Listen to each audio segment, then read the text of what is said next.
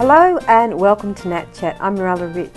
Today our guest is Chris Varney, who is the founder of the I Can Network. He also has a law degree and he also has Asperger's and is making a complete difference to the world. Welcome to the program. Thanks, Mirella. It's great to be back here. It's good to have you back. And you're doing wonderful things and you're educating people in a wonderful way because you've got Asperger's, but you found all these positive ways and ways to deal with it and helping others. Channel it, yeah. So tell us a little bit about the labelling. We sort of ended the program last week about starting to talk about labelling. Yeah, I really believe we don't have this label autism spectrum for kids to be saying I can't. I really think we have it so that kids can say I can. And labels, as a society, we love to pigeonhole people. We love to put people in a category and to break people down so that we can understand them more. And I think it probably comes from a natural position we have of fearing difference and the need to discuss and categorize difference. And I think that can be a real barrier to celebrating diversity and really benefiting from everyone's uniqueness. And unfortunately, I think what's happened with autism is the label autism has, I'd say over the last 30 years, certainly gone down a track where people have really focused on the deficits and put it as a deficit structure around it that has permeated public perceptions of it and brought forth words like suffering and disorder and defective and liability and unproductive. And I think that wording, which I describe as an I can't rubric, I think that has been very unhelpful. I think it has tried to change the data that shows where we're getting autism wrong, but it's done nothing to change the data. In fact, if you look at the data and the trends, it's actually been part of the problem. Wow. It's like focusing on the negative. Yes, the focusing on the negative for anyone is extremely unhelpful. Exactly. If you walked around with all our challenges completely visible to everyone, and if we internalize that, then that can do enormous damage to people. And the fact of the matter is, I meet young people who have told themselves they couldn't do things. And I probably spent 10 years of my life telling myself I couldn't do things. But because I had people around me who made me so accountable to a positive I can attitude. I had people who had huge physical limitations on them in my early life. A teacher who had bone cancer and had one leg. She couldn't move around easily. I had a grandfather who had a whole series of strokes that meant the whole left side of his body didn't walk. He was in a wheelchair. He needed my support going to the toilet, being put to bed. He needed intensive care from myself, his other grandkids, and my grandmother. But I just learnt from them, all of us have different labels, but I think you've got an opportunity with your life to create your own label. And when you work that out, when you go, I'm not going to be defined by people's prescriptions. I'm not going to let a label limit what I'm capable of. I'm going to create my own label. And that was, I guess, the power of what my network did for me. They said, you know what? Ashburgers, smashburgers. You just go out there and make your own thing. And I loved writing. I loved being a storyteller. I could think of imaginative characters in stories, and my teacher, a wonderful woman named Christine Horvath, helped me become a public speaker. I found it terrifying, found it excruciating at the beginning. But when I was in year 7, she just said, this kid just needs a platform to share his stories, and that might help him limit his wording because these are terribly long essays to mark. So I think she had a bit of a benefit there, as did my other teachers. But everyone's life is an opportunity to create your own label and leave your message and your personal signature on things. And I think you do have to kind of tear up what people might think of you through. It's so true, because when you look at humanity, everyone in humanity is broken in some way. Yeah, exactly. We all are, whether we admit it or not. Yeah. So we need to work ways that we can work Yes. together. Yeah, absolutely. And be happy. Be happy. Yeah. Be happy with our life and try and develop Yes. whatever skills we are given that we Yeah. can actually, it's like you say with Asperger's, like sometimes they'll focus on one thing. Well, that's their skill. That's Maybe their that's skill. their gift. Yeah. And they really need to hone in this- on it. Yeah, it's an incredible thing because I guess I apply my autistic integrity and authenticity to looking at autism. I don't look at it through like the technical diagnostic criteria that an expert or a psychologist would put in front of you if they were in this chair. And this is not an attack on that profession, but we get told that people on the spectrum have a weak organisational function. Their executive functioning can sometimes be quite difficult. We get told that they have huge sensory needs, and that's just part of enabling anyone. We get told that they have rigid, repetitive behaviour, which can describe their obsessive interests or special interests, and that might also be their talents. But the way this information is delivered is an incredibly negative way. And the other one that we also get told is that they have, social difficulties. If you read the letters, the information that was written about me when I was 5 years old being diagnosed, it was, he might experience social difficulties in his adolescence, and this will be the life path for him. And I think it's incredibly audacious of anyone to predict the life path of someone. But unfortunately, there are a lot of parents out there who put their trust in someone and say, this is my son or daughter, they're having challenges with this, and will just take it as a given that the life path that gets subscribed for their kid is what will happen. And that is what is so sad. And that's what we desperately need to change, because, the greatest favour my mum did for me was when someone said, these are all the things Chris can't do. She just said, well, bugger that. I'm going to find my own path here.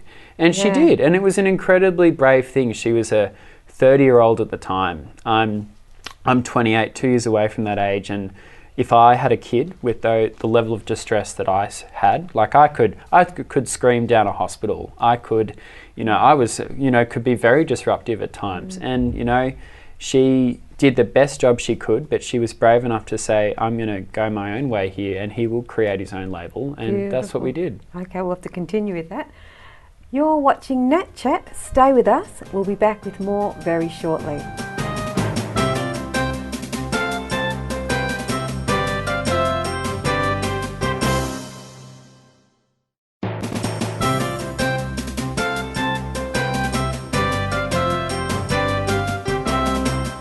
Hello and welcome back to Nat Chat. I'm Mirella Rich. If you've just joined us, we're here with Chris Varney, who has a law degree. He has Asperger's, and he's also started the I Can network to counteract Asperger's, what would you call it? Misconceptions of autism. Yeah. So let's continue with how your mum helped you, and then we got onto some labelling, and then she said, that's it, I'm not going to put up with this, I'm going to find another way to help my son. Yeah, I think... and this is not to criticise all the great psychologists and experts and professionals out there supporting kids on the spectrum, but I guess to take you back to 1992 when I was diagnosed, my mum, she was, we were in an area called Maroondah in Victoria, and mum was seeking support for me and found the experience very disempowering. I was put in a fishbowl for 7 months, and everyone looked at all the strange ways that I moved, and their focus was overwhelmingly negative on all the deficits that I had. And my mum, who was raised by parents who had come from nothing, and parents who were very disciplined into tough love, and everyone had high expectations of each other. Everyone, willed each other to succeed. And success wasn't money. Success was independence and personal fulfillment. And my mum had high expectations of me, and she wouldn't accept someone's lower expectations. And so she said, school will be normal. He will be a character, no doubt, but he will find his own way. And I think there's nothing more empowering than defying, limitations that others put on you. You can turn what might seem to be your greatest disadvantage into your greatest advantage. Yeah. And I remember the decision I made when I was 22, when I was youth rep to the UN, to actually finally get out there and share that I was on the spectrum. Well, let's talk a little bit about that. How did you become youth rep to the UN? Well, I was selected from 200 people, and I was very passionate about young people and kids' rights and kids' voices. Always been very passionate about that, because I found the experience of understanding my own voice such a confidence booster. And so I've always been really driven to make sure that young people had a platform to share their stories. When I was youth rep, I knew that people expected me to be the kid that had gone to the perfect school and would talk about the right things and do it in the right way. But I did year 12 at a TAFE, came from public high schools. I was not your conventional fit, and I was very keen to make it a really diverse experience. And I remember the moment I first spoke about Asperger's. I was in Brisbane, and I described a kid that had been very distressed and very disruptive, and I could tell the event was expecting me to share a story of a kid with challenges.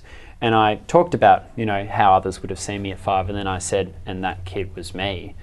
And I remember this silence in the room, because it was also the first time I'd spoken about it publicly in such a big forum. And I was connecting a young diplomatic role, youth rep to the UN, which is lucky to have some influence. I was connecting it to this thing called autism, which had never been done. And I only found out years later that there were people who reacted and said, but how is he youth rep? And, can he do that? Can he say that? Should we have given it to him? There were a whole range of reactions that I suspected at the time, but no one told me.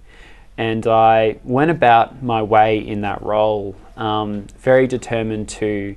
I had this quote by Jerry Dunn in my head, be so good they can't ignore you, because I knew that one day I could turn around and say, I, nailed it in that job. And I did that using all the autistic gifts that I have. So when they allocated you the part of youth rep, yeah. Did they know about the Asperger's? No, they didn't know. Well, how did they find you? Well, I didn't disclose it publicly until, I gave a TEDx some years ago where I really got out there and said, I'm on the spectrum. But until about 22, it had never been something, it had just been part of who I was. Yeah, so I wasn't, it was just like, no one deal? walks around saying, I've got, this is wrong with my hair or my, I don't know. This was something you wanted to do. Yeah, this was you wanted to be on the United Nations. I felt driven because I really was in a role where I was meeting 10,000 young people, and there were kids who felt, that disability in a school is treated like this forgotten dormitory. It's a forgotten portable on a school grounds. It's the special needs centre that is there. It's just schools don't have funding to value it properly. The school community doesn't celebrate it in the wider school culture, and kids who have to go to that centre and talk to that guy, they get couched as the loser. And I found that conversation so frustrating that I was like, I'm going to smash down these big barriers that are in the way of these kids. And so when I kept going to schools as youth rep, seeing this happen where they said, oh, you probably want to speak to the bright and shiny kids, or the kids that are on your student councils or your school captains. And I was like, actually, no, I want to talk to the kids that, have the learning differences that everyone kind of shames.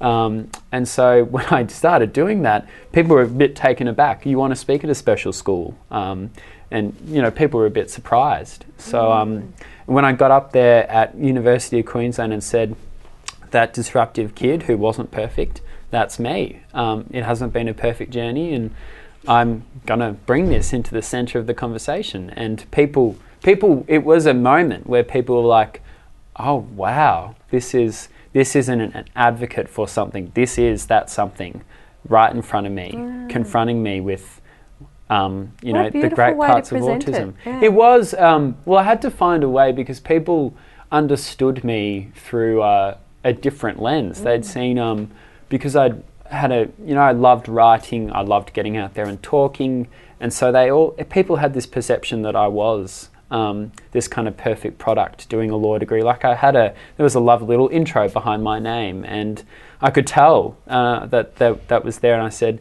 it's very easy when someone appears to be successful that you forget the hard work that's been beneath that. And I felt driven to go, you know what, I might just shake the facade. Beautiful. We're about to go to a break now.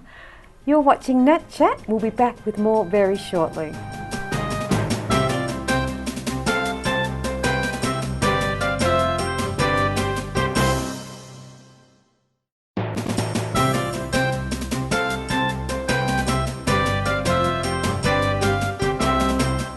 Hello and welcome back to Nat Chat. I'm Mirella Rich. We're talking here with Chris Varney, who has Asperger's and has started the I Can network and also has a law degree.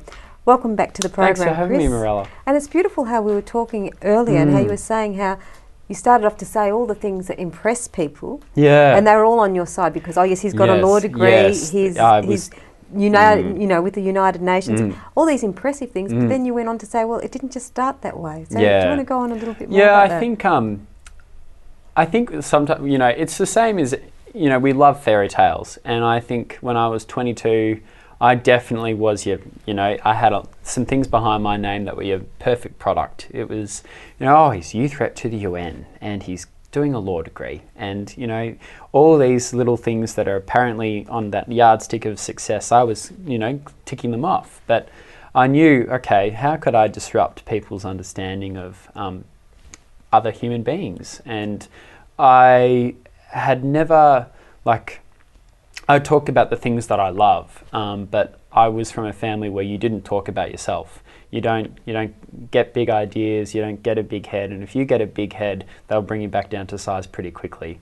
So I wasn't used to kind of talking a lot about my challenges, but it was just when I realised I'm meeting kids who are having real who are falling through the cracks, and they're desperate, and no one understands them, and no one's doing anything about it. And it was this moment where I was like, here I am, I've got this position of influence, no one can take it away. And I don't think they would have ever given the role to someone who was on the spectrum. If you'd said that forward. If I'd said it forward in the interviews. So I was like, this is it. If I'm not going to do something now, is anyone ever going to do something? And it was just this moment, it was June 12th, 2009 when I got up there and said, this is who I am and this has been my background and here you go. And I'm doing this role and this is what I'm focused on. And then what happened from then on after you revealed Good question. it? Yeah, after I revealed it. To be honest, there were people at that event. This was a UN youth conference. It was a wonderful event. They're a great organisation. There are people who really embraced it. I think there were probably, in fairness, a lot of people there that didn't know what to do. And in fairness, they hadn't had the public education to know what to do. The best thing people did was they just embraced me for who I was. And that's all you can do with anyone's differences. Yeah. And after that, I relaxed and thought, you know what, this is me. I have to get out there and share it.